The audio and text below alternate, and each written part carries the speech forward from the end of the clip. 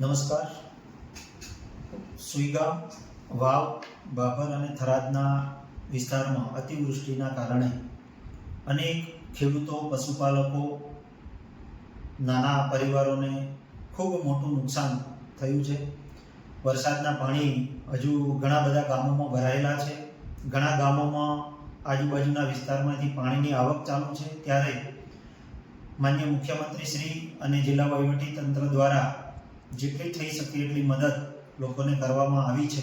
અને માન્ય મુખ્યમંત્રી શ્રી માન્ય શંકરભાઈ ચૌધરી સાહેબ દ્વારા વિસ્તારના ઘણા બધા ગામોની મુલાકાત લઈ અને લોકોની રજૂઆતો સાંભળી છે. મુશ્કેલી કઈ રીતના છે, કેટલી તકલીફ છે, એ બધું લોકો વચ્ચે જઈ અને જાણી અને વહીવટી તંત્રને સૂચનાઓ આપવામાં આવી છે કે તાત્કાલિક સર્વે કરવામાં આવે, કેશ ડોલ, ઘરવખરી સહાય, પશુ ના મોત થયા છે તો એની સહાય, અને ખેતીના પાકોને અથવા જમીન ધોવાણ થયું છે તો એનો સર્વે કરી અને તાત્કાલિક ધોરણે માન્ય મુખ્યમંત્રીના આદેશથી સરકારી તંત્ર, જિલ્લા વહીવટી તંત્ર અને સ્થાનિક તંત્ર દ્વારા સર્વેની કામગીરી ચાલી રહી છે. કેશ ડોલ અને ઘરવખરીની સહાય ચૂકવવાની જે સરકારશ્રીએ લોકોને બાંયધરી આપી છે એ બાબતનો સર્વે પણ મોટા ભાગનો થઈ ગયો છે અને ટૂંક સમયમાં કેશ ડોલ અને ઘરવખરી ચૂકવવાની ચાલુ થશે. ત્યારે જે અધિકારીશ્રીઓ દ્વારા સ્થાનિક વહીવટી તંત્ર દ્વારા લોકો વચ્ચે જઈ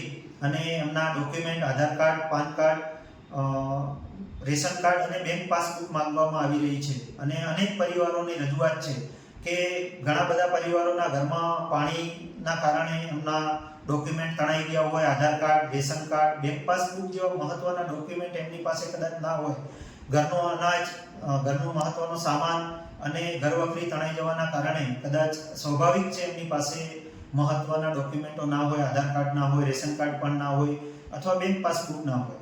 તો આ સમયે લોકોની રજૂઆત છે, લોકોની માંગ છે અને સમગ્ર વિસ્તારના લોકો વતી અમે જિલ્લા વહીવટી તંત્ર અને સરકારશ્રીને વિનંતી કરીએ છીએ કે કેશ ડોલ અને ઘરવખરીની જે સહાય ચૂકવવાની છે એ સહાય સ્થાનિક વહીવટી તંત્ર જોડે જે રેશન કાર્ડનો ડેટા છે એના આધારે ચૂકવવામાં આવે. સરકારશ્રી પાસે અને સ્થાનિક વહીવટી તંત્ર પાસે રેશન કાર્ડનો તમામ ડેટા છે તો એનો ઉપયોગ કરી અને દરેક પરિવારજનો જે આના અસરગ્રસ્ત છે, જેને કેશ ડોલ સહાય ચૂકવવાની છે અથવા ઘરવખરીની સહાય ચૂકવવાની છે, તો આવા લોકોને સ્થાનિક વહીવટી તંત્ર અને સરકાર દ્વારા આ એમની પાસે રહેલો ડેટા જે છે રેશન કાર્ડનો એના આધારે ચૂકવણી કરવામાં આવે તો સરળતા રહેશે. કારણ કે જો બેંક એકાઉન્ટમાં સહાય ચૂકવવાનો જો સરકારશ્રીનો નિર્ણય રહેશે તો ઘણા પરિવારો જોડે બેંક એકાઉન્ટ બંધ હશે અથવા એમના આધાર કાર્ડ મહત્વના જે ડોક્યુમેન્ટ હશે એ એમની પાસે નહીં હોય, બેંક પાસબુક નહીં હોય, તો કેટલાય પરિવારો સહાય વગર રહી જશે અથવા સહાય બેંકમાં આપવામાં આવશે તો એવું પડી નહીં શકે. આવા ઘણા બધા પ્રશ્નો રહેશે અને એમને ખરેખર જ્યારે અત્યારે આ મુશ્કેલીના સમયમાં રોકડ રકમની જરૂર હોય તો એ એમને મળી શકશે નહીં.